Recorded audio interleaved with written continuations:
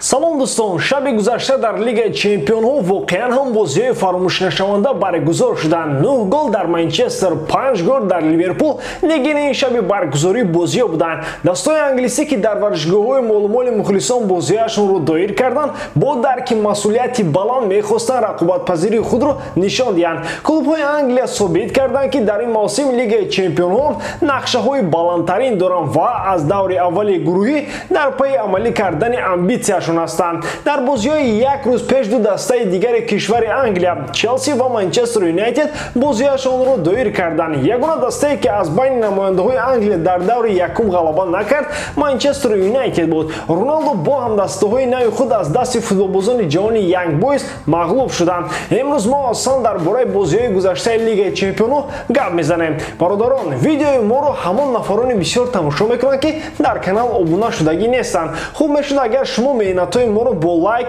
комментария ва дар канал обуна шудан қадрдонӣ мекардед. Зангулачаро зер кунед ки аз видеои нави мо қафо намонед, зеро мо ҳар рӯз дар бораи футбол гап мезанем. Акн дар ягон ҷо баъз рушнед мо бошад сар мекунем. Чун анъана пас аз Лигаи Чемпионҳо фаро мерасанд рақобатҳои Лигаи Аврупо. Моро бозиҳои басо ҳам ҷолибу диданӣ аз қабили Лестер, Наполи, Рейнҷерс, Лион ва боз як қатор воқеаҳои дигар интизор аст. Рақобатҳо ҷолибанд ва барои бозам шавқовартар кардани тамошои ин бозиҳо дӯстони мо аз 1x ба онҳо коэффициентҳои баланд пешниҳод мекунанд. Ҳамчунин шумо метавонед дар аввалин пардохт бо промокоди MG0777 соҳиби $100 бонус гардед. Ссилкаи бозӣ дар комментарияи ин видео. Антонио Рудигер ва дастаи Челси барои имзои шартномаи нав ба мувофиқа расида наметавонанд. Дифогари марказии даста зид нест то шарафи лондониҳоро ҳимоя кунад, аммо пул барояш камӣ мекунад. Айни ҳол дар як ҳафта тақрибан 100,000 фунт стерлинг кор мекунад. Ин дар ҳолест ки Канте, Вернер ва Лукаку дар як ҳафта беш аз 200,000 мегиранд. Рудигер мехоҳад дар қатори сегунаи беҳтаринҳои Челси аз ҷиҳати маош бошад. Маблағи мехостаи ӯ дар як сол баробар ба 11,2 миллион мешавад.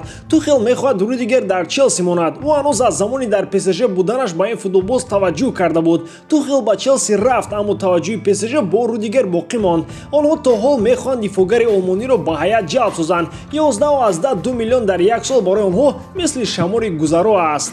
На танҳо ПСЖ ба футболбози 28-сола мароғ зоҳир намудааст, ҳамчунин Реал Мадрид ҳам дар пайи қавӣ кардани хатти ҳимоя мебошад. Баъд аз рафтани Варан ва Рамос ин мавқеъ пурзуршавиро талаб мекунад. Шартномаи дифогари олмонӣ тобистони соли 2022 ба поён мерасад. Аз моҳи январ ӯ метавонад бо дастаҳои дигар гуфтушунид анҷом бидиҳад. Челси ба чунин дифогар ниёз дорад, аммо лондониҳо дар қабули қарор метавонад то охир интизор шаванд. Пӯшида нест ки дастаи шаҳри Лондон нияти харидани Жуэл Кундеро аз Севилья дорад. Агар дар ин мақсади хеш онҳо муваффақ шаванд, шояд барои Рудигер ҳамаи дарҳоро аз Лондон кушода монанд. Дар Лигаи Чемпионҳо дар гурӯҳи А Манчестер Сити дар рақобат бо Лейпциг тавонист 6 голро ба дарвозаи рақиб равон карда 3 голро аз дарвозааш бигирад. Ҷек Грилиш ки дар баробари сабзӣ нархи ӯ ҳам хеле қимат буд, аввалин голашро дар Лигаи Чемпионҳо ба самар расонд. Як бозии дигари ин гурӯҳ бо иштироки дастаҳои Брюге ва ПСЖ мусовӣ 1-1 анҷом ёфт. Бозии беҳтарин дар гурӯҳи Б баргузор шуд. Классикои футболи Аврупо, рақобати дастаҳои Ливерпул ва Милан. Расонироҳо бори охир дар мавсими 2013-14 дар Лигаи Чемпионҳо бозӣ мекарданд. Он замон Кака ва Монталиво бар ин футболбозон рӯзҳои охирини худро дар футболи бузург паси сар мекарданд. Албатта Милан дар ҳамин шаб рӯз мисли 15 сол пеш ки ин дастаҳо дар Истанбул финали таърихӣ ва фаромӯшнашавандаро пешниҳод карданд, ҳайати қавӣ надорад. Ливерпул дар ин дидор собит кард ки имсол метавонад ба натиҷаҳои баланд расад. Шогирдони клуб бо анъанаҳои беҳтарини прессинг ва контрпрессинг нафаси рақибро танг карда дар ниҳояти кор пирӯзии худро бо ҳисоби 3-2 ба даст оварданд. Дар бозии дигари гурӯҳи Б дастаи Атлетико бо Порту мусовӣ бозӣ кард ки натиҷаи бад барои мадридиҳост. Мусовии 0-0 барои Атлетико ва муҳим барои Порту.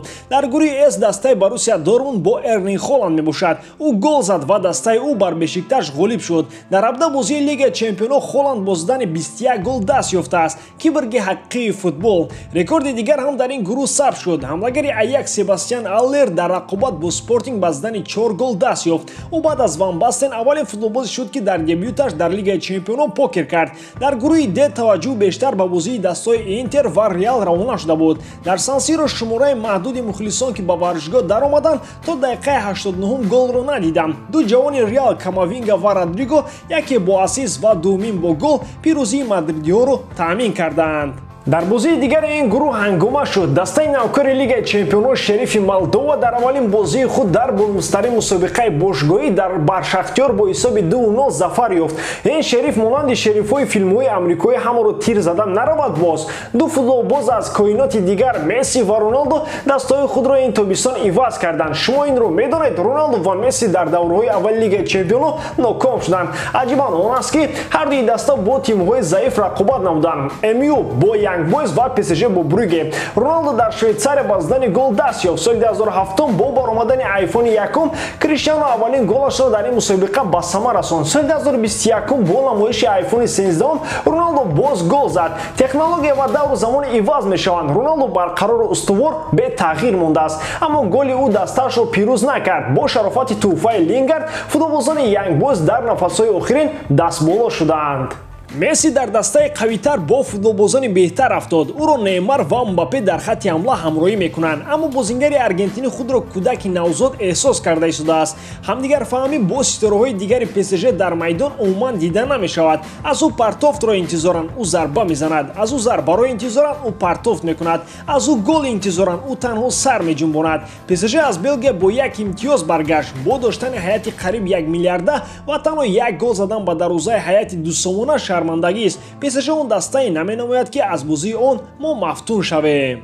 ба ҳамин таом дӯстон, дар комментаре нависед кадом бозии Лигаи Чемпионӣ ба шумо писанд омад. Ман бо шумо хайрухуш намекунам, зеро пагоҳ боз во мехӯрем. Бо шумо буд Муҳаммад Гаиров. Худо нигаҳбон.